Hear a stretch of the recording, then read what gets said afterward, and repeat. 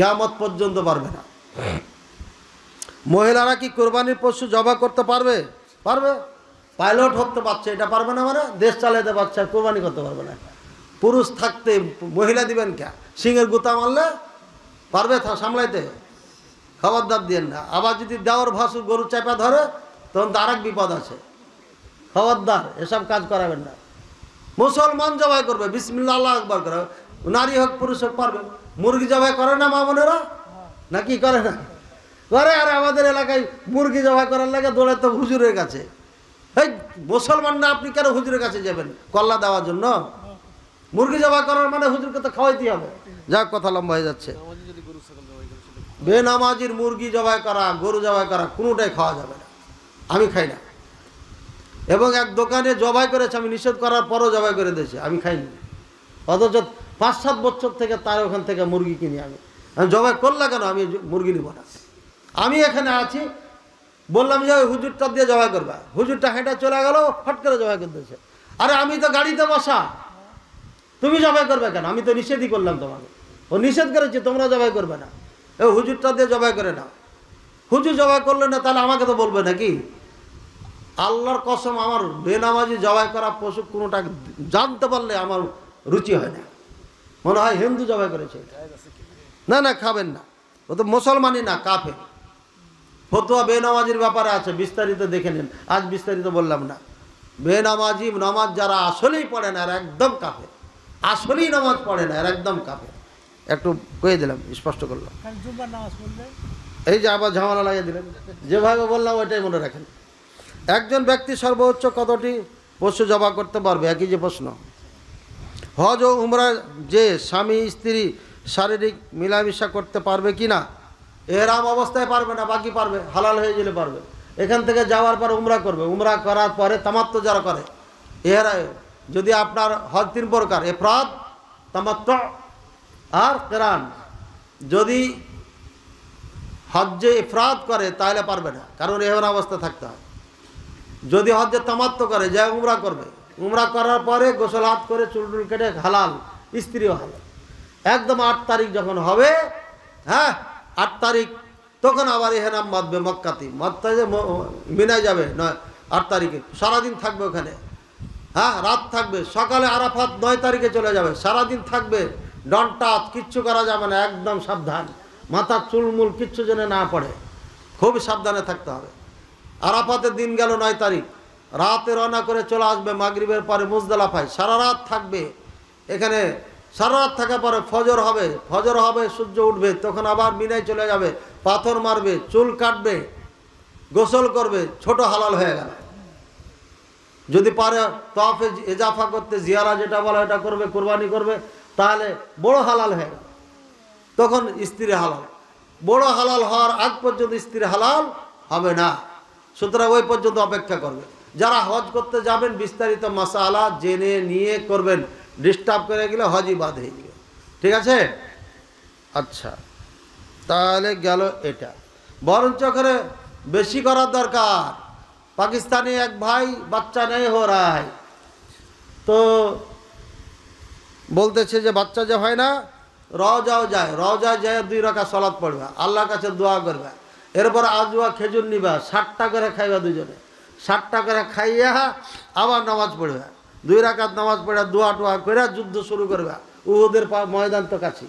যুদ্ধ করার পরে আল্লাহর কাছে দোয়া করবে, যতদিন আছো এখানে, বাড়ি যাবে ইনশাআল্লাহ, আল্লাহ হবে, হয়ে গেছে। পরে আবার উমরা করে হুজুরকে খুঁজে বেড়ায়, খুঁজে পাওয়া করেছে বাচ্চা হোক। কথা বলছেন? দোয়া কবুলের জায়গা, কাজে ওখানে তো এই সুযোগ ব্যবহার করা উচিত। কুরবানির চামড়ার টাকা কিভাবে বন্টন করা যাবে? কোনো ফকিরকে দিয়ে দিবেন, গোটা চামড়া দিয়ে দিবেন, অথবা গরিব মাদ্রাসা যেখানে এতিম গরিব বাচ্চারা পড়ে ওখানে দিয়ে দিবেন। ঠিক আছে? সবচেয়ে উত্তম কুরবানি কোনটি? উট। আগে বলে দিয়েছি না? কয় প্রকার প্রাণী দ্বারা কোরবানি করা যাবে? গবাদি পশু অর্থাৎ গরু, উট, দুম্বা, মুষ, ছাগল। আবার অনেকে বলছে খাসি কুরবানি দেওয়া যাবে না, কেন? ওই যে বিচি কেটে এনেছে তাই। এই বিচি কাটেছে কেন? খাসিটা ভালো তরুতাজা করার জন্য না? এই জন্য এটা আয়েব না, এটা তুরুটি না। এটা কি না? তুরুটি না।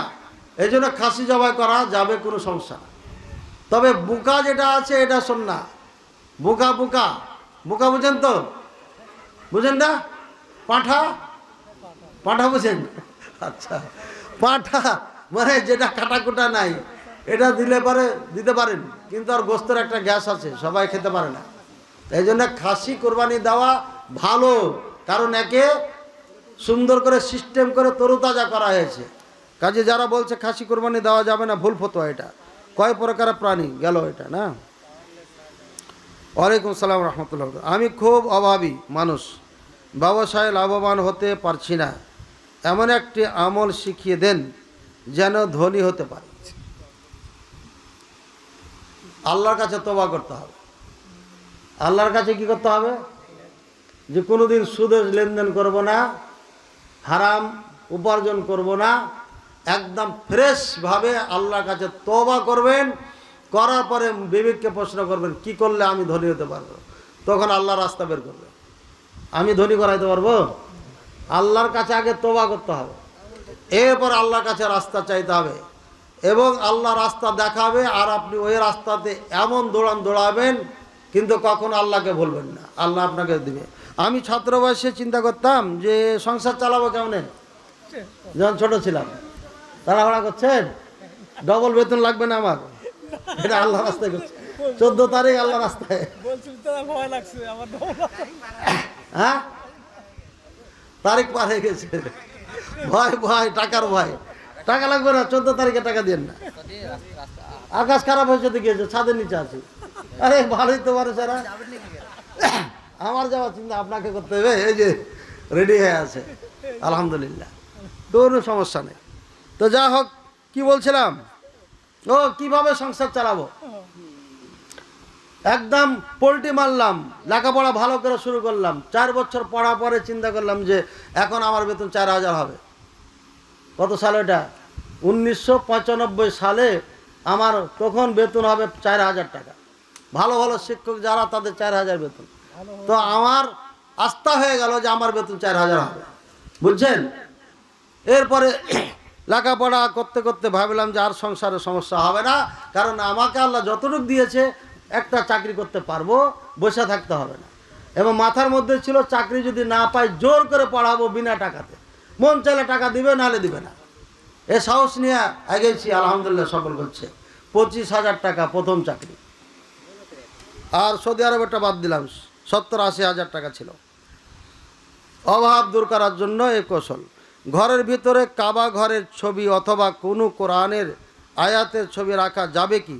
এগুলো রাখবেন না, এইভাবেই সেরে গেছে। জৈনক আলেম এগুলোই তৈরি করছে, আর বলছে যে আমি আমার ঘরকে এমনভাবে সাজাচ্ছি যেদিকে তাকায় সেদিকে যেন আল্লাহর কথা মনে হয়। আচ্ছা বলেন, রাসূলুল্লাহ সাল্লাল্লাহু আলাইহি ওয়াসাল্লাম, সাহাবায়ে কেরাম আল্লাহকে স্মরণ করার জন্য কাবা ছবি আটকাইছেন? বলেন, আল্লাহকে স্মরণ করার জন্য নূহ আলাইহিস সালামের কওমকে আল্লাহ নাকি ফেরে শয়তান ছবি বানিয়ে দিয়েছিল 5 জনের ছবি দিয়ে দিয়ে দিয়ে পরে এই হিন্দুদের জন্ম হয়েছে। হিন্দু ছিল না আগে, এই মূর্তি পূজা শুরু হয়েছে। কোনো ছবি মূর্তি ঘরে কাউরি কাবা টাবা কিচ্ছু রাখবেন না, একদম ফেরেস রাখেন। কোরআনের আয়াত অনেক সময় দেওয়া হয়, আমি মনে করি এটাও ঠিক না।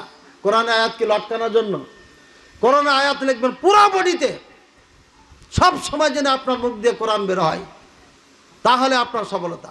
আপনার বের হয়, স্ত্রী বের হয়, ছেলে মেয়ের বের হয়, তাহলে আপনার সংস্থা। বাকি যা টাঙ্গি এগুলো শয়তানের থেকে এসেছে, এগুলো ইসলাম থেকে আসেনি, সাবধান থাকবেন।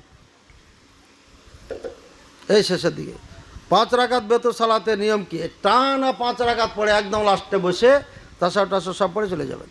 একাকী ব্যক্তি সফরে থাকা অবস্থায় তারা কি একাকী সালাত আদায় করবে না জামাতে? জামাতে করবেন, সব সময় জামাতে করবেন।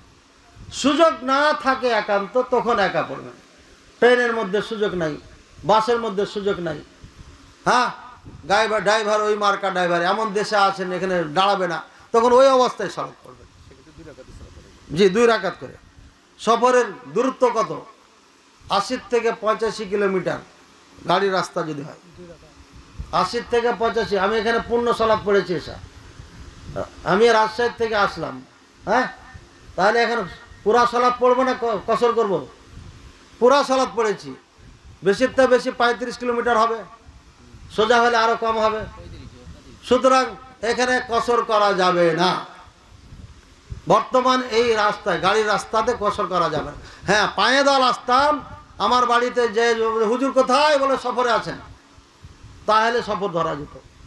এখনো যদি আপনার বাড়িতে কেউ এসে বলে আপনি গেছেন নাটোরে, ধরেন যে 50 কিলোমিটার কম বেশি, বাড়িতে আসার পরে যদি আপনার এই গ্রামে বলে যে সফরে আছেন উনি, তাহলে এটা সফর ধরা যাবে। এই পরিভাষা যদি এলাকায় থাকে যে এত কিলোমিটার এত দূর গেলে সফর বলে, তাহলে ওটা সফর ধরা যায়। তাছাড়া হাদিসের আলোকে 80 থেকে 85 কিলোমিটারের নিচে সফর ধরা হয় না। বুঝেছেন কথা? যেসব ফতোয়া ভেসে বেড়াচ্ছে ভুল ফতোয়া। কতদিন কসর করবেন? 4 দিনের নিয়াত যদি থাকে কসর চলবে, 5 দিনের নিয়াত করলে আর কসর চলবে না। আপনি এখান থেকে ঢাকা গেছেন, ঢাকাতে আপনি 5 দিন থাকবেন, পাক্কা নিয়াত, হোটেলে থাকেন, ছেলের বাড়িতে থাকেন, তাহলে আপনারা কসর চলবে না, পুরা সালাত পড়বেন। তবে 4 দিনের নিয়াত আছে, তাহলে কসর হবে, জমা হবে। বুঝেছেন কথা? এটা হলো ক্লিয়ার কাট কথা। বাকি যা ভেসে বেড়াচ্ছে ভুল ফতোয়া ভেসে বেড়াচ্ছে, আল্লাহ বুঝার তো বিধান করুন। ঘোড়ার গোস্ত ও কাঁকড়া খাওয়া বিধান কি? ঘোড়ার গোস্ত খাওয়া জায়েজ আছে, কাঁকড়াও খাওয়া জায়েজ আছে। কাঁকড়া খাওয়া যাওয়া জায়েজ, ঘোড়ার গোস্ত খাওয়া জায়েজ। গুই সাপ খাওয়া হারাম, দব খাওয়া জায়েজ আছে। জৈনক বক্তা বলছে গুই সাপ খাওয়া জায়েজ আছে, হাদিসে দব বলা আছে। দব বলা হয় যেটাকে বাংলা ভাষায় সান্ডা বলা হয়। তো জৈনক বক্তার দোষ না, হাদিসে যে দবের কথা আছে, আমি ডিকশনারি একটা বের করলাম বাংলা, ওখানে গুই সাপ লেখা আছে, মানে ডিকশনারিতে ভুল লিখে দিয়েছে। আপনি দব লিখবেন, লিখবেন সুয়ারুদ্দব আরবিতে, তাহলে ছবি চলে আসবে। এবং নেটে এখন খুব পাওয়া যায়। সৌদি আরবে যারা থাকে ওরা বলে এই যে দেখেন আমার কফিলে দব খাই, খুব ভালোবাসে। আর গুই সাপের মতো দেখতে, কিন্তু গুই সাপ না, ওটাকে বলা হয় দব, সম্ভবত বাংলাদেশে সান্ডা বলা হয়। আর গুই সাপ কিন্তু সাপই, এটা হারাম, এটা খাওয়া যায় না, এটা ভুল বুঝিয়েন না। কাঁকড়া খাওয়া যায় আছে, সৌদি আরবে খুব মজা করে খায় ওরা, সব দেশেই খায়, বাংলাদেশে খাচ্ছে। ঘোড়ার গোস্ত খাওয়া জায়েজ আছে, তবে খাওয়ার পরে যদি এটা ঘৃণার চোখে দেখে, না খাওয়াই ভালো। ঠিক আছে? খাওয়ার পরে যদি ঘৃণার চোখে দেখে সমাজ, না খাওয়াই ভালো। তারপরে যদি এর দ্বারাই যুদ্ধ জেহাদের কাজে লাগে, তাহলে একদম খাবে না। তাহলে মুফতি আম এবং সরকার নিষেধ করে দিবে যে ঘোড়া খাওয়া যাবে না, এই জন্য যে এটা যুদ্ধের সামান, যানবাহন। আল্লাহ তাআলা আমাদের সবাইকে বোঝার এবং আমল করার তৌফিক দান করুন, কোরআন সুন্নাহ ভিত্তিক চলার তৌফিক দান করুন। আল্লাহ যারা এই মাহফিলের আয়োজন করেছেন, যে হ্যাঁ বেনামাজি ভাগ দিচ্ছে, সুদ খায়, ঘুষ খায়, হালাল হারাম মানে না, এদের আছে, এদের সাথে ভাগা দিবেন কিনা? স্পষ্ট সোনালী ব্যাংকে চাকরি করে, ব্রাক, আশা, রিক, গ্রামীণ, তারপরে কি আছে বলেন না? এখন তো অনেক হয়েছে, রাজ বাংলা, কারাতিস মারাতিস, মেলা কিছু হয়েছে। মেলা মেলা মেলা মানে সুবহানাল্লাহ। এই মুসলমান এত পাগল, সব ইহুদি খ্রিস্টানদের ব্যাংক, আর একটা ছোট্ট একটা বাজারে 7টা-8টা ব্যাংক চলে এই মুসলমানকে দিয়ে। এই ব্যাংকে যারা সরাসরি জড়িত, এদের সাথে ভাগে কোরবানি দিবেন না। বেনামাজি অত মুসলমানই না। কালিদাস যেমন কোরবানি দিতে পারে না, বেনামাজি কোরবানি দিতে পারে না। বুঝেছেন কথা? বেনামাজি মুসলমানই না, ওর সাথে কিসের ভাগা আর কিসের আর কোরবানি? ওর সাথে কোরবানি দেওয়ার দরকার নেই। আর আপনার অজান্তে ঢাকায় চাকরি করে, ভালো হুজুর, বড় বক্তা, কিন্তু হারাম টাকা দিয়ে অংশগ্রহণ করছে আপনার কাছে। নাউজুবিল্লাহ, আল্লাহ যেন এমনটা না করে। হারাম টাকা দিয়ে, মাদ্রাসার জাকাতের টাকা দিয়ে ভাগে কোরবানি দিচ্ছে, আপনি জানেন না, আপনার সমস্যা নেই। বুঝেছেন? আপনার কোরবানির কোনো সমস্যা তার কারণে হবে না। ওয়ালা তাজিরু ওয়াজিরাতু বিজরা উখরা, একজনের পাক, একজনের বোঝা আরেকজন বহন করে না, এটা আল্লাহ আগে কাট করে দিয়েছে। আপনি কাউরি জিম্মাদারি নাই, আপনার নিয়তের দিকে, আপনার দিকে আল্লাহ দেখবেন আপনি কিসের জন্য দিয়েছেন। সুতরাং আপনারটা ঠিক থাকলে সব ঠিক। বাকি ভাগে দেওয়ার সময় লোকগুলোকে একটু দেখে নিলে ভালো। অবশ্যই যারা ডাইরেক্ট সুদী ব্যাংকে চাকরি করে, ডাইরেক্ট সুদী লেনদেন করে, হারাম উপার্জন করে, হালালের সাথে সম্পর্ক রাখে না, এদের সাথে ভাগে কুরবানি একদম দিবেন না। আর বেনামাজি তো কোনো কানেকশনই নাই তার সাথে, একদম কালিদাস আর এই বেনামাজি একই হুকুম। এবার মাসালা হয়তো আপনাদের এলাকায় নেই, আমাদের এলাকায় করেছেন কি ফতোয়া বোর্ড বসেছে, সেই আগের কথা, সালটা মনে নেই আমার। ফতোয়া বোর্ডে করেছি কি, হুজুরদেরকে বলেছে আমার পাশের গরিব মানুষটা এত গোস্ত পেয়েছে যে 1.5 মণ গোস্ত হয়ে গেছে, মানুষ দিতে দিতে 1.5 মণ গোস্ত হয়ে গেছে। তখন হুজুরের মাথা খারাপ, কুরবানি না দিয়ে 1.5 মণ, আর আমি কুরবানি দিয়ে আমার বাড়িতে মাত্র 7 কেজি, বুঝলেন, বেশি হয় নাই। খাসি কুরবানি দিয়েছে, ছোট্ট খাসি, আর এখন তো দাম বেশি। মাথায় হাত, হুজুর তখন বোর্ড বসিয়ে দিয়েছে, বোর্ড বসিয়ে বলেছে এটাকে কি করা যায়, বলছে 6 ভাগ করতে হবে, 6 ভাগ করে 1 ভাগ দিয়ে চলে আসতে হবে। এখন তো দলিল লাগবে, দলিল ছাড়া কি আর ফতোয়া দেওয়া যায়? তখন একটা দলিল বের করেছে, কুত্তা বমি করে খেয়ে নেয়। কুত্তা কি করে, বমি করে খায় না, এটা কুত্তার অভ্যাস। এটা হাদিসে আছে একটা, কেউ কাউকে হাদিয়া দেওয়ার পরে আবার রিটার্ন নিয়ে নেয়। হাদিয়া মান আহাদা লিআখি, যে ব্যক্তি কোনো হাদিয়া গিফট করে কাউকে, গিফট করার পরে মন মালিন্য হলো, অথবা বাড়ি গেলে স্ত্রী বলছে আরে কাকে তুমি ঘড়ি, হাতের ঘড়ি খুলে দিলা, ও তো এই কাজ করেছে তোমার বিপক্ষে। তখন আপনি যা বললেন ভাই আপনার কার ঘড়ি দেওয়া লাগবে না, ঘড়িটা ফেরত দেন, বুঝছেন, এই ঘড়ি ফেরত নিয়ে নিলেন। একে বলা হয়েছে ওই কুত্তার মতো, এই যেই কুত্তা বমি করে খেয়ে, জঘন্য কাজ এটা। দেওয়ার পরে রিটার্ন নেওয়া যাবে না। কি দেওয়ার পরে, কি গিফট, হাদিয়া, হাদিয়া দেওয়ার পরে নেওয়া যাবে না। তাহলে 3 ভাগ করে 1 ভাগ 10-এ জমা হয়, এটা আছে আপনাদের এলাকায়, 3 ভাগ করে 1 ভাগ 10-এ জমা দেওয়া হয়। মরর সর্দারের কাজ আগে ছিল, এখন আর নাই।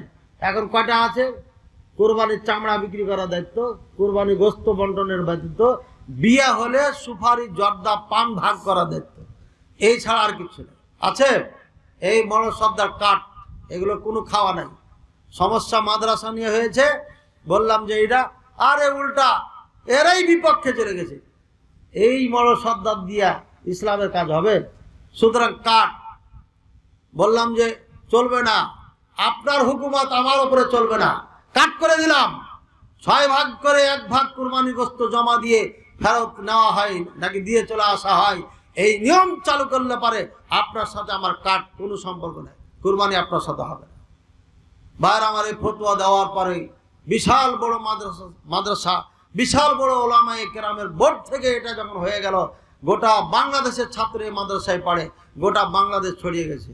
ঠাকুরগাঁ, দিনাজপুর, গাইবান্ধা, বগুড়া এই ফতোয়া চলছে। আমি ওই ফতোয়া বোর্ডের ওই টেবিলে বসে বলেছিলাম এটা কোথায় পাইলেন, বলছে ওই যে হাদিস।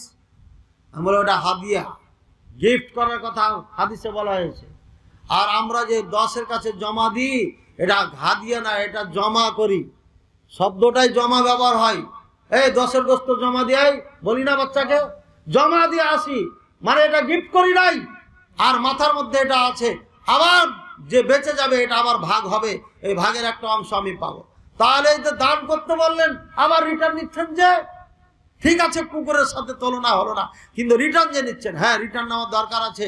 কেন, আমার একটা আত্মীয় আছে নাটোরে বসবাস করে, গরিব মানুষ, কুরবানি দিতে পারে নাই, আজকে পৌঁছানো যাবে না কুরবানির দিন, ওটা নিয়ে জাল দিয়ে পাক করে রেখে দেবো, কালকে দিয়ে আসবো। ফ্রিজ নাই, আর ফ্রিজের যুগ এখন তো কথাই নাই, ফ্রিজে রেখে দিয়ে 20 দিন 2 মাস পরে 10 মাস পরে যে তাকে দিয়ে আসা যাবে। যাবে না, যাবে না। এই গোস্তটা নিবেন, আপনার জন্য 100% বৈধতা রয়েছে, কারণ ওই হাদিসের সাথে এটার কোনো সম্পর্ক নাই। বুঝেছেন না, বোঝেন নাই? আমি ওই টেবিলে বসেছিলাম, আপনাদের এই ফতোয়া উদ্ধ করেন, আর নাহলে আমি বিদ্রোহ ঘোষণা করব। তারপরে আলহামদুলিল্লাহ উদ্ধ করেছেন, কিন্তু যারা তার ভক্ত ছিলেন তারা এটাকে আর পারে নাই যে আমাদের বড় হুজুরে ফতোয়া দিয়েছে। ভাইয়ের আমার সময় সুযোগ হলে পরে ওই এলাকায় এবার ফতোয়া দিব। আর আজকে ফতোয়া দিচ্ছি, যারা 6 ভাগ 7 ভাগ 8 ভাগ করে 10-এ জমা দিয়ে চলে আসেন, তাদের কুরবানি হবে না, হবে না, হবে না, হবে না। এই জন্য হবে না, কুরবানির মধ্যে আপনি নতুন ফতোয়া দিয়ে নতুন আবিষ্কার করেছেন ধর্ম, যেটা কোরআনে নাই, হাদিসে নাই, সমাজে নাই। এটা আপনি নতুন ফতোয়া দিয়েছেন, নিজের মন গড়া ফতোয়া, যেটা সুন্নাহ বিরোধী ফতোয়া। আপনার যুগ যুগ ধরে রাসূলুল্লাহ সাল্লাল্লাহু আলাইহি ওয়াসাল্লামের চলে আসা সুন্নাতকে প্রত্যাখ্যান করেছেন, আপনি কবর দিয়ে নিজের সুন্নাত চালু করেছেন। এই জন্য এই কুরবানি আপনার ক্যান্সেল হবে না। বুঝেছেন না বুঝেন না? তবে 3 ভাগ করে যেটা দায় চলছে, এটা চলতে পারে। যদি মনে করেন এখানে না দিয়ে আমি বেশি ভালো পারবো, তাহলে আপনি ওইটা করেন, সমস্যা নেই। কুরবানিগুলো দেওয়ার চেষ্টা করবেন বাড়িতে। বাচ্চারা বড় আনন্দ পায়, পায় না? আমাদের সমাজে আছে, কুরবানি ধরে টানতে টানতে নিয়ে চলে হলো আম বাগানে, ওখানে মহিলারা যেতে পারে, সব বাচ্চা যেতে পারে না, একটা আনন্দই নষ্ট হয়ে যায়। আরে কুরবানি দিচ্ছেন আল্লাহর জন্য, আপনি 10 তলা বিল্ডিং এর উপরে কুরবানি দিলেও তো আপনাকে কেউ ঠকাইতে পারবে না, কিন্তু আপনি যদি চোর হন ওখান থেকেও চুরি করবেন। হ্যাঁ, কসাই ভাইয়েরা বলে যে হুজুর আজকে গোস্ত দিচ্ছি, যদি পছন্দ না হয় এরপরে আপনি নেন না। নেওয়ার পরে যায় দেখি সব হাড্ডি আর কি কি দিয়েছে, খাওয়া যায়, ফেলে দিতে হয় হাফ কেজি। বুঝছেন? চরব দেয় তা তো হয়, কোথার থেকে কি যে দিয়েছে ওগুলো খাওয়াই যায় না, মাথা কান নাক দিয়ে দিয়েছে। ভাইয়ের আমার নিজের বাজারে আমি গোস্ত কিনতে পারি না, কষায় এত খারাপ। আল্লাহু আকবার। কুরবানি জবাই করার জন্য তাদেরকে ডেকেছি, কোন তালে যে গোস্ত চুরি করে, চামড়ার ভিতরে গোস্ত রেখে দিয়েছে, চাকু দিয়ে ওটা উঠাই নাই, চামড়া বের করেন, 7 কেজি গোস্ত, চামড়ার ভিতরে 7 কেজি গোস্ত লুকিয়ে রেখেছে। চোরের বাচ্চা চোর, কুরবানির দিনে চুরি করে। এগুলা কষায় জান্নাতে যাবে? তাদের ধর্মকর্ম কিচ্ছু নাই, খালি ধোকা দেয়। ভাই গোস্ত আলাদা করে দাম নেন আপনি, 750 জায়গাতে 1000 টাকা দাম নেন আপনি, ফ্রেশ গোস্ত দেন, আমি ফ্রেশ গোস্ত চাই। আপনি হাড্ডি আলাদা বিক্রি করেন, যেমন সৌদি আরবে করে, উন্নত দেশে করে এগুলো। গোস্ত আলাদা, হাড্ডি আলাদা, নাড়ি ভুঁড়ি আলাদা। নাড়ি ভুঁড়ির মধ্যে আবার কয়েকটা ভাগ আছে, ভালো মন্দ আছে, যে যেটা চাই সেটা দেন, টাকা নেন বেশি। আর এই চোরামি কাজ করেন কেন? আল্লাহ তাআলা হেদায়েত দান করুন সমস্ত কসাইকে, বলেন আমিন। এরা চরম ধোঁকাবাজ, আল্লাহ যেন হেদায়েত দান করেন। আর কিছু কি থাকলো কুরবানি নেয়া? বলেন। চামড়া বিক্রি করা যাবে না, সর্দার বড় সাহেব, চামড়া বিক্রি করা যাবে না। কুরবানি জবাই করার পরে চামড়া ডাইরেক্ট দিয়ে দিবেন কাকে? ফকিরের হাতে দিয়ে দিবেন। মাদ্রাসা আছে আপনাদের?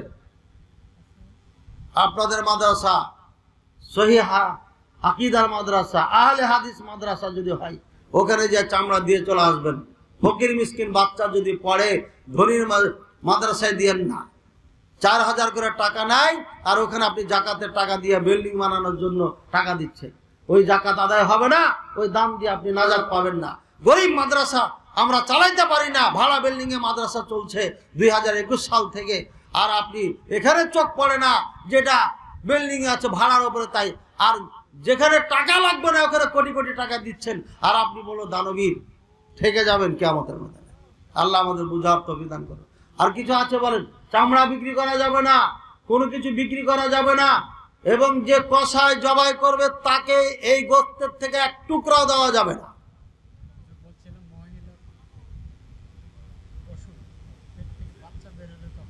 হ্যাঁ, সুন্দর একটা কথা, আমার একটা নোট আছে, কিন্তু ওই যে দেখলাম না লাইন ধরে, সময় শর্টের কারণে।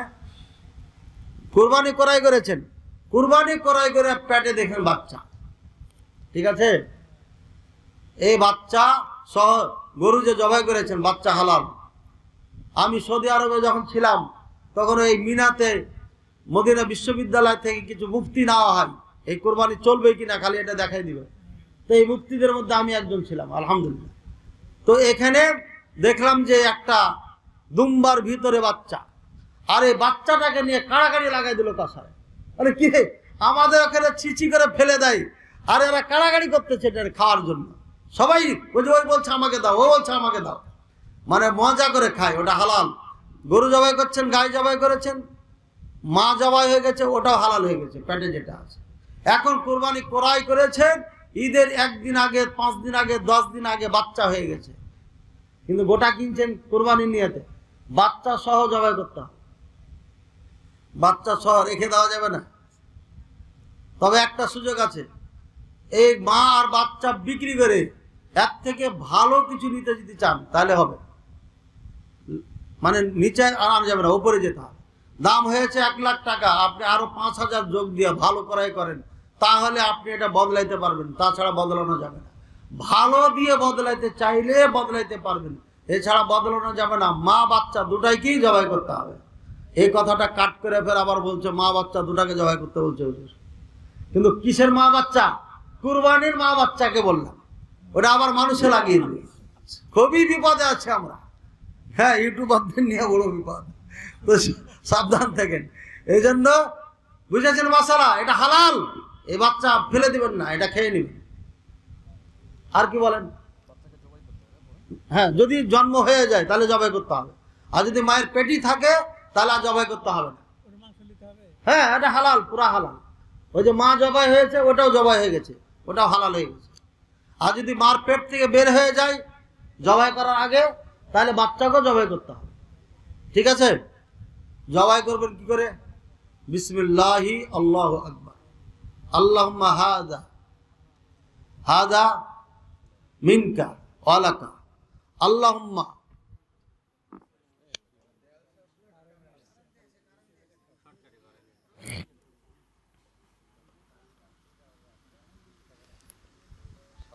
কিভাবে করবেন?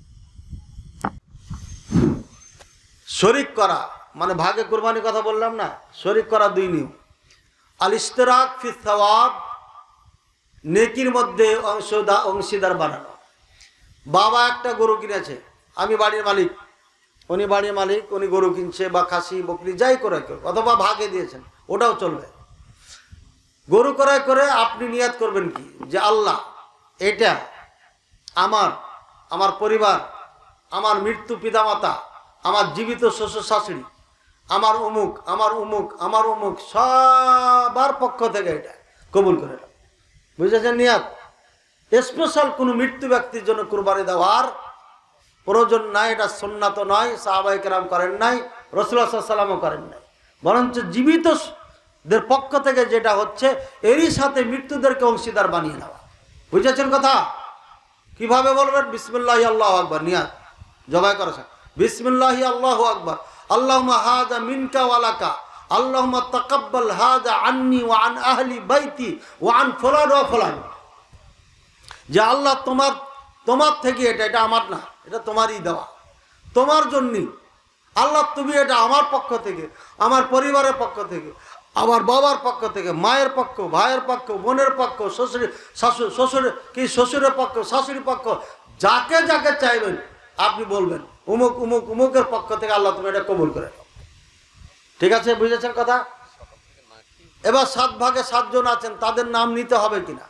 এই হাদিসে যেহেতু উমুক উমুকের কথা বলা হয়েছে, কাজে এখানে নাম নিতে পারেন, তবে জরুরি না, কারণ রাসূলুল্লাহ সাল্লাল্লাহু আলাইহি ওয়াসাল্লাম এটা করেন নাই, নাম নেননি।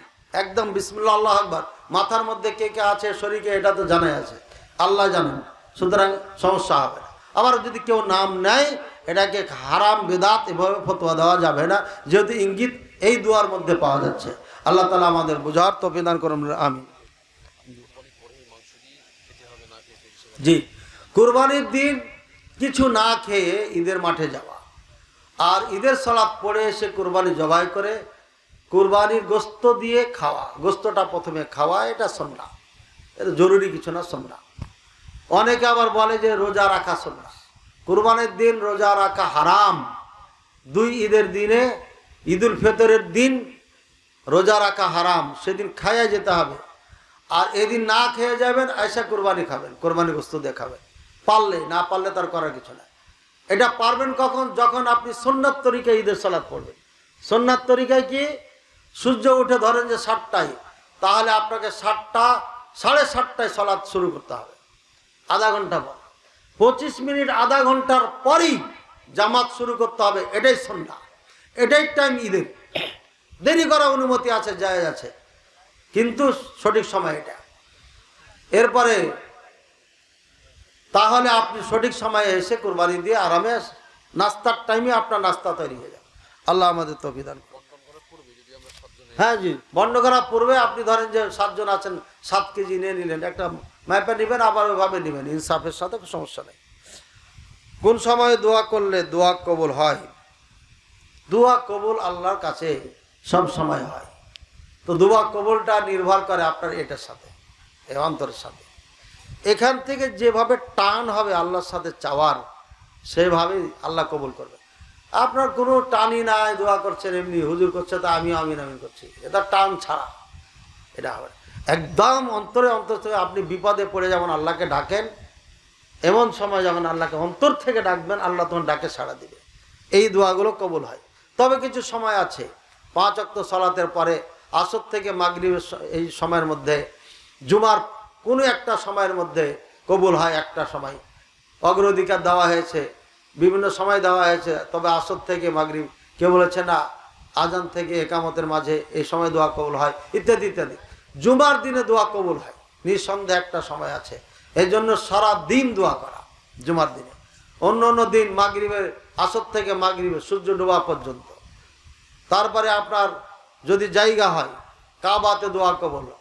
আপনার হজের যতগুলো জায়গা আছে সব জায়গায় দোয়া কবুল হয়। যত পারবেন তত দোয়া করবেন। রওজাতে অর্থাৎ মসজিদে নববীতে দোয়া কবুল হয়, যেটা রাসূলুল্লাহ সাল্লাল্লাহু আলাইহি ওয়াসাল্লামের মসজিদ ছিল, এবং ওই অর্ধেকের নাম হচ্ছে রওজা, জান্নাতের একটা টুকরা। ওইখানে দোয়া কবুল হয়। ওখানে হাজিরে যে 2 রাকাত সালাত পড়ে আল্লাহর কাছে দোয়া করে, কাজে ওই সময়কালে দোয়া করবেন। আরাফাত, মুজদালিফা, মিনা, এগুলো সব জায়গা হচ্ছে দোয়া কবুলের জায়গা। সফরে যাচ্ছেন, দোয়া কবুলের সময়। যখন আপনাকে জুলুম করেছে তখনই দোয়া করবেন, দোয়া কবুল হয়। বৃষ্টি যখন আসে তখন দোয়া কবুল হয়। বৃষ্টি আকাশে, বুঝছেন, আজকে মাগরিবের সালাতে বের হচ্ছি, দেখে আকাশ ডাকছে, বললাম আল্লাহ কমপক্ষে আজকে বৃষ্টি দিও না, মাহফিল হয়ে যায়। আলহামদুলিল্লাহ, মাহফিলের ঝড় এসে তিরপা সামিয়ানা উড়িয়ে নিয়ে চলে গেল। শ্রোতা তো অবস্থা খারাপ। আমি বললাম কেউ উঠবেন না, বৃষ্টি হবে না ইনশাআল্লাহ। বৃষ্টি হয়নি আলহামদুলিল্লাহ। আল্লাহর প্রতি ভরসা রেখে বলে দিয়েছিলাম, বৃষ্টি হয়নি। আজকে কত সুন্দর পরিবেশ দিয়েছে। 8 তারিখে মাহফিল করলাম, আল্লাহ আল্লাহ করছিলাম, আল্লাহ এটা পার করিও, খুব সুন্দরভাবে পার হয়েছে। আজকে দেখলাম যে না, কেরামতি আর চলবে না, আজকে হতো হবি না। পরে চিন্তা করছি যে একটু দেরি দেরি করেই বের হই। হ্যাঁ, আর আল্লাহর কাছে দোয়া করছি যে আল্লাহ তুমি আসমানকে থামাই দাও, আজকে বৃষ্টি দিও না, এই মাহফিলটা পার করতে দাও। আলহামদুলিল্লাহ, আল্লাহ সুন্দরভাবে এ পর্যন্ত 12টা 45 বাজছে আমার ঘড়িতে, আছে না সুন্দর, কোনো হাওয়া বাতাস নেই, সব কিছু আল্লাহর রহমত। সুতরাং বৃষ্টি যখন আসে তখন দোয়া কবুল হয়, এই সময় দোয়া করবেন। বৃষ্টি বর্ষণ সময় দোয়া কবুল হয়, এই জায়গাগুলো দোয়া করবেন। অন্তর কাঁদছে, ভালো লাগে না, বিচলিত, ওই সময় দোয়া কবুল হয়, দোয়া করবেন। উজু করে সালাতে দাঁড়িয়ে সিজদায় পড়ে দোয়া করবেন।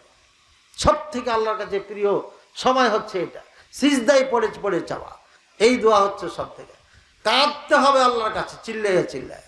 বাড়িতে কাঁদতে পারছেন না, মানুষের ঘুমের ডিস্টার্ব হবে, মাঠে যে চিল্লে চিল্লে কাঁদবেন, যেখানে কেউ শুনতে পাবে না, মাঠে যে কাঁদবেন। আল্লাহর কাছে যে যত কাঁদবে তত আল্লাহ তার প্রতি আপনার খুশি হবেন এবং তার দোয়া কবুল করবেন। যে ব্যক্তির ওপর কুরবানি ওয়াজিব, সে যদি বিশেষ কোনো কারণে কুরবানি না করতে পারে তাহলে সে কি করবে?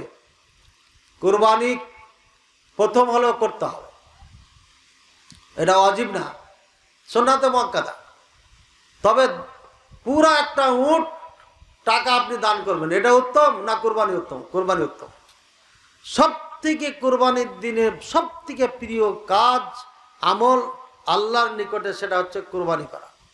কুরবানির দিনে সব থেকে প্রিয় কাজ কি? কুরবানি করা।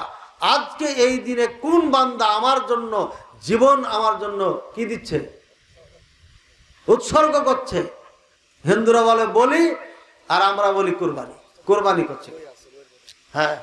আচ্ছা, এই বই যে মনে হয়ে গেল, এটা নিয়ে যাবেন, ইসলামী সহিহ আকীদা ও মদিনা 66, অত্যন্ত দামি বই। নিয়ে যাওয়ার পর যদি মনে করেন যে না, এই বইটা আমার কোনো কাজে লাগবে না, টাকা ফেরত দিয়ে দেবো। বই দিতে হবে না, টাকা ফেরত দিয়ে দেবো। পরিশ্রম করে লিখেছি, সৌদি আরব থাকতে লেখা শুরু করে 6 বছর পরে এই বইটা বের করছি, কারণ আমরা অত মানে আসবাব নাই, নিজে নিজে নিজে নিজে লিখছি টুকটাক টুকটাক করে। আরও 6-7টা বই লিখেছি, ছাপানো যাচ্ছে না। মাদ্রাসায় বেতন দিব না বই ছাপাবো, এদিক টানতে ওদিক দাম। সুতরাং এই বইটা নিয়ে যাবেন, প্রত্যেকটি বাচ্চার হাতে বই থাকতে হবে। আল্লাহ তাআলা সম্পর্কে 91টি প্রশ্ন আছে। আল্লাহ খান না, ঘুমান না, তন্দ্রা আছে না, এইভাবে নাই নাই আছে, হ্যাঁ হ্যাঁ আছে। আল্লাহ আল্লাহ করে উত্তর। শিক্ষক বলবে আমাদের রবকে আল্লাহ, আমাদের রেজেক দেয় কে আল্লাহ, পানি দেয় কে আল্লাহ, হ্যাঁ জীবন দেয় কে আল্লাহ, মারে কে আল্লাহ। এইভাবে প্রশ্ন বাচ্চাদেরকে বক্তব্যে শিখাবে টিচার। আমাদের বাচ্চাদের শিখাই আল্লাহ 99টা নাম আছে, আরকান ইসলাম, আরকান ইমান, কি কি কারণ ইসলাম থেকে চলে যায়, কালিমার শর্ত কয়টি, কালিমার রুকুন কয়টি, কালিমার দাবি কয়টি, এখানে আছে। এবং রাসূলুল্লাহ সাল্লাল্লাহু আলাইহি ওয়াসাল্লামের চাচা কয়জন, স্ত্রী কয়জন, ছেলে মেয়ে কয়জন, এখানে আছে। সুতরাং বইটা অত্যন্ত গুরুত্বপূর্ণ। শেষে যে শিয়াদের আকীদার বিশ্বাসের হেডলাইন আছে, শিয়া পরিচিতি আছে, ওই মাসালাগালা হেডলাইন পড়লেই বুঝবেন যে শিয়ারা কত খারাপ জাত। কুরবানি দিবে, যদি একান্ত না পারে সে গুনাহগার হবে না, এটাই ওলামায়ে কেরামের ফতোয়া। যদিও আমাদের দেশের মুফতিরা এটাতে এমন জোর দেয় যে না দিলে পারে কবিরা গুনাহ হয়ে গেল। কেন জোর দেয়? একটা গরু জবাই করলে 1000 টাকা পাওয়া যায় ঢাকাতে, জবাই করলে 1000 টাকা, বুঝছেন, নিম্নে 500 টাকা। ও যদি 50টা গরু জবাই করে কত হবে? হ্যাঁ, আমি তো 15-16 হাজার টাকা কামাইছি। সুতরাং কুরবানি কমে গেলে তো আমারও কমে গেল। কাজে এখানে বেশি জোর দেয় হুজুররা, বুঝলেন, এখানে লাভ আছে। কুরবানি দিবে, এটাই হচ্ছে কিস্তি থেকে টাকা তুলে কুরবানি দেওয়া যাবে কি? হারাম, ও তো লেনদেনই হারাম, যায় না। কিসের কুরবানি দিবেন আপনি? হ্যাঁ, চুরি করে দেওয়া এর থেকে ভালো, কিস্তিতে টাকা নিয়ে দেওয়ার থেকে চুরি করে দেওয়া ভালো, যে পরে যা ক্ষমা টমা চাই হোক টাকাটা ফেরত দিতে পারবে, বুঝছেন। নাউজুবিল্লাহ, এমন লোকের কুরবানি দেওয়ার দরকার নাই। যার ক্ষমতা নাই দিবেন কেন? কুরবানি গোশত মুসলিমদের দেওয়া জায়েজ আছে কি? নিজের ভাইয়েরা খাইতে পারে না, আর মুসলিমদের এত ব্যথা কে? ওরা জবাই করলো আমাদেরকে, আমাদের একজন লয়ারকে জবাই করেনি। ওই হিন্দু এখন নাই বাংলাদেশে, সমস্ত হিন্দুরা মোদি এসকনের সদস্য হয়ে গেছে। এরা বাংলাদেশকে নিয়ে ষড়যন্ত্র করছে। দুই একটা বাদে, দুই একটা নাম বলেন তো। ওই যে পিনাকি এক ভাই আছে না, ভট্টাচার্য নাকি, এমন হিন্দু যদি হয় তাহলে দিবেন আপনি। খাটাস মার্কা হিন্দুকে দেবেন না। যদি এই দেশের সত্যিকারই ভালোবাসে, নাগরিক হয়, আপনার কোনো ক্ষতি করে না, ইসলামের কোনো ক্ষতি করে না, ইসলামকে ভালোবাসে, যদিও সে ইসলাম কবুল করছে না, তার দ্বারা ইসলাম মুসলমানের ক্ষতি নয়, দেশের কোনো ক্ষতি হবে না, এমন যদি হয় তাহলে দিতে পারবেন। তবে এত বেশি দিয়েন না, নিজের ভাইয়েরা খাইতে হবে না। ওরা গরু জবাই করতে দেয় না, আবার কোনো দিলে গরু গোস্ত দিবেন, খা গরু গোস্ত, নাহলে খাসি টাসি দিবেন না, বুঝেছেন। গরু খেলে দিয়ে গরু দেন। হ্যাঁ, হিন্দুরা গরু খায় না, মাটা যায় বলো খায়। কি অবস্থা! মোদি কইছে এটা মা, তার আরেকজন সাংবাদিক কইতেছে এটা যদি মা হয় তাহলে আইডা কি হবে? সাড়ে তো বাপ, ঠিক আছে। আর একজন সাংবাদিক কইছে এই তোর মায়ে কাপড় পরা থাকে, তাকে কাপড় পরা, এই যে দেখা যাচ্ছে যে সব। কি অদ্ভুত এক জাতি, এদের মাথা মগজ কিচ্ছু নাই, কথা বুঝেছেন। আল্লাহ এদের বোঝার তো, যখন চলিয়ে এলো তো একটু কথাটা কয়ে দিই প্রশ্নটার আগে।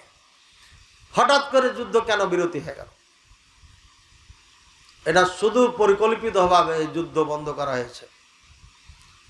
এই আমেরিকা শয়তান, পৃথিবীর সব থেকে বড় শয়তান হচ্ছে আমেরিকা, সব থেকে বড় গুন্ডা সন্ত্রাস জঙ্গি হচ্ছে আমেরিকা। এই আমেরিকার ধ্বংসের জন্য প্রত্যেকটি মুসলমানের দোয়া করা ফরজ হয়ে গেছে। প্রত্যেকে দোয়া করেন যে আল্লাহ তুমি আমেরিকাকে ধ্বংস করো। দোয়া করতে করতে আল্লাহ জ্বালাইছে, এক জায়গায় ডুবাইছে, এক জায়গায় বরফ দিয়ে ঢেকে দিয়েছে, তারপরও লজ্জা হয় না। এবং কঠিন দোয়া করতে হবে। গাজার মুসলমান আজকে খেতে পায় না, বাচ্চাগুলো একদম না খেয়ে খেয়ে মারা যাচ্ছে। আর এই ট্রাম্পের শয়তান বলতেছে গাজা ছেড়ে দিয়ে চলে যাবে। এই হলো অবস্থা, খাবার ঢুকতে দিচ্ছে না, না খেয়ে খেয়ে মারা যাচ্ছে। ওদিকে যুদ্ধ বন্ধের কোনো চিন্তা তো নাই, আরো হামলা করছে। আর ইউক্রেন রাশিয়ার যুদ্ধ চলছে, ম্যাও ম্যাও ম্যাও ম্যাও করতে করতে কয়েক মাস পার হয়ে চলে গেল, বছর পার হয়ে চলে গেল, ওখানেও তাদের ভূমিকা করা নাই। এদিকে ইন্ডিয়া পাকিস্তান যুদ্ধ লাগলো, আর যেমনই পাকিস্তান হামলা করলো সাথে সাথে ফোন দিয়া বলছে পাকিস্তানের প্রধানকে, কোন প্রধান, সেনা প্রধানকে বলছে আর খবরদার মারামারি করেন না, একদম স্টপ। আর ইন্ডিয়ার পররাষ্ট্রমন্ত্রীকে গেছে, থাক আর হয়ে আর যাস না, দিলে একদম দিলে রে, পিল দিয়া, একদম পিল দিয়া। मोदी को पील दिया पाकिस्तान ने। क्या कर दिया यार।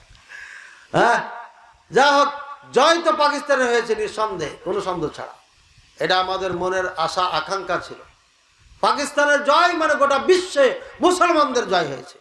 পাকিস্তান পড়ে গেলে গোটা মুসলমানকে আজকে তারা কুকুরের থেকে খারাপ চোখে দেখত এবং আরো তার জুলুম অত্যাচার বাড়িয়ে দিত। এই মোদি কসাইয়ের আন্ডা পান্ডা সান্ডারা সব হিন্দু খারাপ না, ভারতের এই মোদি মার্কা যেগুলো আছে এরা হলো শয়তান। হঠাৎ কেন বন্ধ করা হয়েছে? গভীর ষড়যন্ত্র করবে দুইটা, হয় অতর্কিত হামলা করবে, ভিতরে তলে তলে মোদিকে অস্ত্র দিবে আমেরিকা। নেতানিয়াহু শয়তানে ডাইরেক্ট অংশগ্রহণ করেছে। এই ইহুদির অংশগ্রহণ করা মানে আমেরিকা করা, আমেরিকা করা মানে গোটা ইউরোপ আমেরিকা করা, সবার অংশগ্রহণ করা। চুপে চুপে অস্ত্র ঢুকে অতর্কিত হামলা করে পাকিস্তানকে শেষ করবে। এটা একটা হতে পারে এমন। এই জন্য পাকিস্তানকে বলবো, तुम जैसे थे वैसे ही रहो। ऐ पाकिस्तान हमारे भाई, तुम जैसे थे वैसे ही रहो, यानी अलर्ट रहो। अपने हथियार मार फेंको, मार डालो, तैयार रहो, कभी भी तुमको धोखा दे सकता है। ये काफिर मुशरिक, ये झूठ कज़्ज़ाब, ये लोग झूठे हैं, धोखाबाज हैं। अरे हर जमाना में इन्होंने मुसलमान को धोखा दिया। इसलिए पाकिस्तान भाई से ये दरख्वास्त करता हूँ, आप लोग हथियार मत डालिए।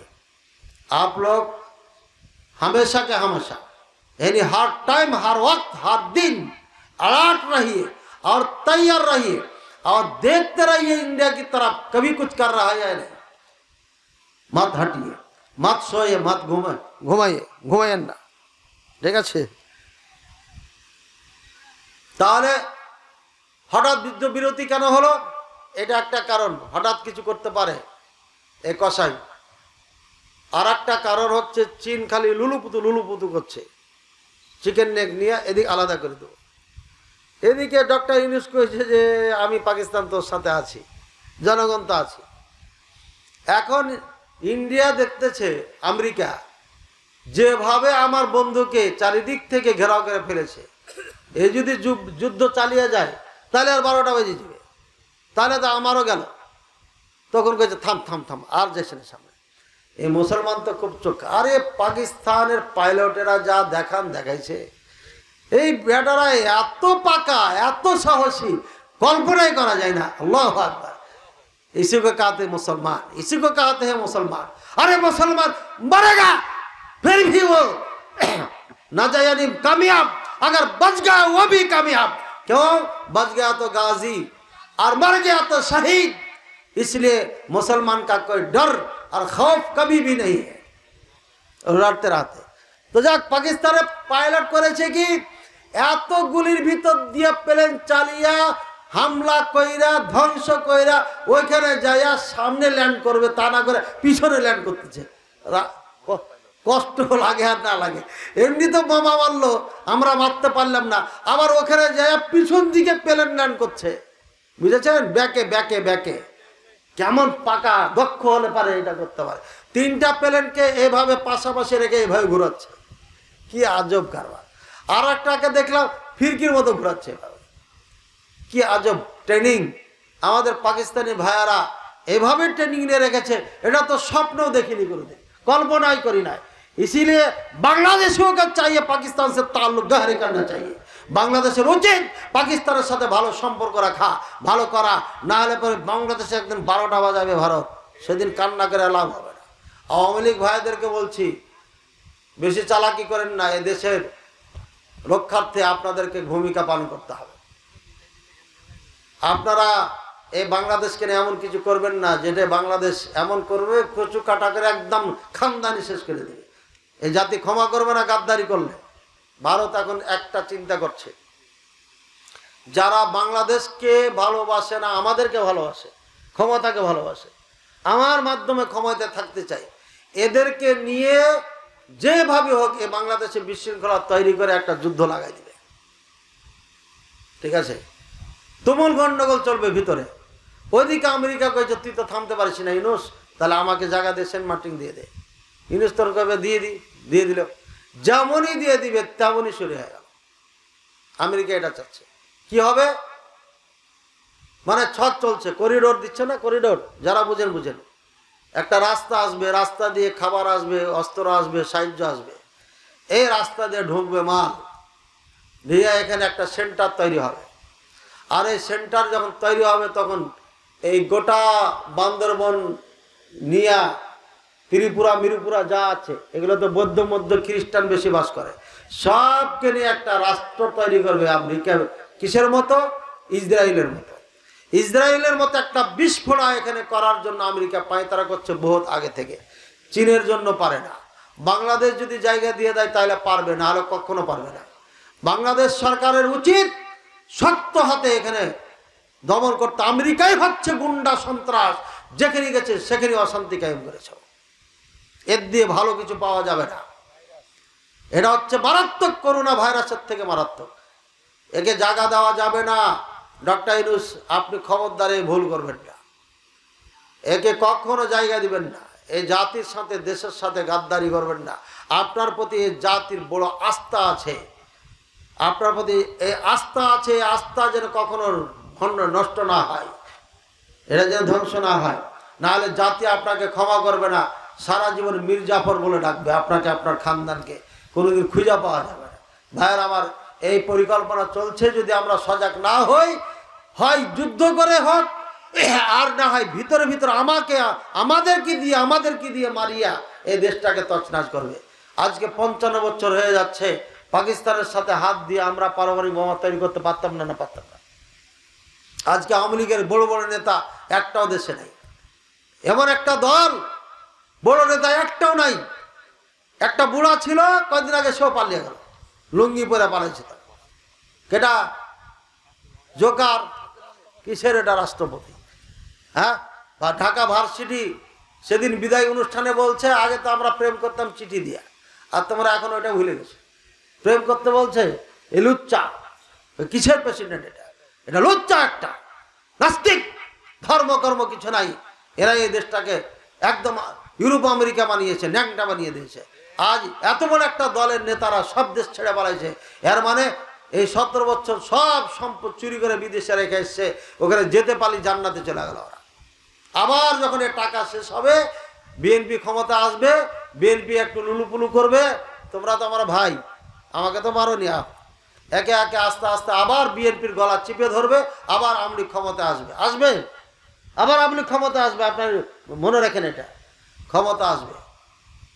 আমি এমন নেতা এদেশে চাই না। আমি দোয়া করছি, আল্লাহ এমন নেতা আমাদের দেশে দিও না, যারা এখানে চুরি করে ইউরোপ আমেরিকাতে বাসা বানিয়ে থাকে, যারা ওখানে ওদের বাসা বানিয়েছে আর আহার করার জন্য বাংলাদেশে আসে। এমন নেতা আমাদের দেশে আল্লাহ তুমি আমাদের জন্য দিও না, বলেন আমিন। এখনো সুযোগ আছে। যারা দেশের বাইরে বাড়িঘর করে বসবাস করে, এরা এই দেশে কমপক্ষে নেতা হওয়ার যোগ্যতা রাখে না। গরু রাখাল নেতা হবে, কিন্তু এই সমস্ত নেতা হবে না যারা বিদেশ পালিয়ে যায়। আমার এই বক্তব্য দেওয়া মানে নিজের ওপরে অন্যায় করা। যাকে নেতা বানাবো তারাই এই পথে আনবে। ওই যে 190 বছর রাজত্ব করেছে ইংরেজেরা, এমন ভাবে ছাত্র বানাইছে, গোলাম বানিয়েছে, ওদের বুদ্ধি ছাড়া এরা দেশ চালাতে পারবে না। না পাকিস্তান পারবে, না ভারত পারবে, না এটা পারবে। এই দেশই তো রাজত্ব করেছে না। আর পাশে আফগানিস্তান, তারা দেখিয়ে দিয়েছে যে আমরা কোনো ইউরোপ আমেরিকার লাল চামড়ার কোনো গোলামি করি না। তারা খেয়ে না খেয়ে যুদ্ধ করে দেশ স্বাধীন করে নিজের পায়ে দাঁড়িয়েছে তারা। আর এই 3টি দেশ এরা কখনো নিজের পায়ে দাঁড়াতে পারবে না, কারণ এরা গোলামের আর দাসত্বের জিঞ্জির পরে রেখেছে।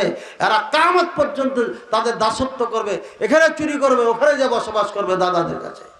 এই জন্য এই দেশের ভবিষ্যৎ ভালো না। আমরা হলাম বোকা জাতি, আমরা হলাম গোলাম জাতি, দাসের জাতি। দাস কোনোদিন নেতা হতে পারে না। বুঝেছেন না? বুঝেন নাই? হ্যাঁ, নেতা হতে পারে না। আল্লাহ তাআলা আমাদের বুঝার তৌফিক দান করুন। অমুসলিমদেরকে গোশত একটু কম খাওয়ায়। 7 ভাগে কুরবানি দেওয়া পক্ষে অনেক আলেমকেই জোর প্রচারণা চালাতে দেখা যায়। বিষয়টি কি শরীয়ত সম্মত কিনা? একদম শরীয়ত সম্মত না। 7 ভাগে কুরবানি দেওয়া যাবে না এ মর্মে পৃথিবীতে কোনো মতনৈক্য নাই, বুঝছেন? যাবে না যে এই কথা কেউ বলে কখনো, বা কিছু মানুষ বলেছে যে অপছন্দনীয়, দলিল ছাড়াই ফতোয়া দিয়েছে, কিন্তু এটা চলবে না এ কথা কেউ বলে নাই। তাহলে আর একটা ঘটনা বলে দিই, ক্লিয়ার হবে আপনাদের জন্য। আমাদের সম্মানিত শ্রদ্ধেয় সরে তাজ আমির আন্দোলন, আলে হাদিস আন্দোলন বাংলাদেশ, প্রফেসর ডক্টর মোহাম্মদ আসাদুল্লাহ গালিব হাফিজাহুল্লাহ, ওনার অফিসে আমি একদিন গেছিলাম। বহুদিন গেছি, বহুবার যাই, ওই সময় একটু বেশি যাওয়া হতো, এখন একটু ব্যস্ততার জন্য যাওয়া হয় না। তো উনি বললেন যে মুখলেস তুমি যে ফতোয়া দাও 7 ভাগের পক্ষে, দলিল কি? আমি বললাম স্যার আপনার বইয়ে যে দলিল আছে ওইলেই তো দলিল। তখন উনি বললেন যে এটা তো সফরের হাদিস। আমি বললাম সফরের হাদিস হলে তো সফরের জন্য খাস না। তখন উনি বলেন যাও যাও যাও তুমি যাও। বড় মানুষ তো একটু রাগ হয়ে গেলে যাও তুমি যাও, উঠে দেয়। চলে গেলাম। পরে ওনার বড় ছেলেকে দিয়ে যা হোক আমাকে ফতোয়া বোর্ডে ডাকা হয়। আরও 2 জন মাদানি ছিলেন, চিনেন আপনারা। আমি প্রথমেই ছিলাম আবদুল্লাহ সাকিব ভাইয়ের পাশেই, আমাকে দিয়ে শুরু হলো। আমি বললাম আমি যতটুকু গবেষণা করেছি 7 ভাগে কোরবানি জায়েজের পক্ষে ফতোয়া দিতে হবে, আর বিকল্প কোনো রাস্তা নেই। যদি কাউরে জানা থাকে আমাকে দিবেন। যা হোক কেউ দলিল দিতে পারে নাই। ফতোয়া বোর্ডে এটা হয়ে গেল যে এটা জায়েজ লিখতে হবে। স্যারের বইয়ে লেখা হয়েছে, তারপরে আত্মাহারিক অনলাইন টিভিতে বলা হয়েছে, তারপরে খুতবায় বলা হয়েছে, সব জায়গায় এটা বলা হয়েছে জায়েজ আছে। তাহলে আর কি কোনো দ্বিধাদ্বন্দ্ব থাকলো? হ্যাঁ, এরপরে যদি কেউ বলে এটা চলবে না, তাহলে আমার সাথে একটু বসার ব্যবস্থা করে দিয়ে এমন ধোলাই দিব যেন কিয়ামত পর্যন্ত আর এই ফতোয়া না দেয়। কারণ বহু সময় দেওয়া হয়েছে, আর সময় দেওয়া যাবে না। এই 2025 সালের পরে যদি কেউ ফতোয়া দেয় চলবে না, ওকে আর সময় দেওয়া যাবে না, একদম টেনে ধরবো। সে যেই হোক না কেন, বিশুদ্ধ একটা নির্ভেজাল মশলাকে ভেজাল লাগাই দিয়েছে, এটা মেনে নেওয়া যাবে না। এতদিন সম্মান শ্রদ্ধা করেছি, আর ওই সময় নেই, এখন নিজে মুরব্বী হয়ে গেছি, কাজে আর সময় দেওয়া যাবে না। 7 ভাগে কোরবানি দেওয়া যাবে, কোনো সমস্যা নেই।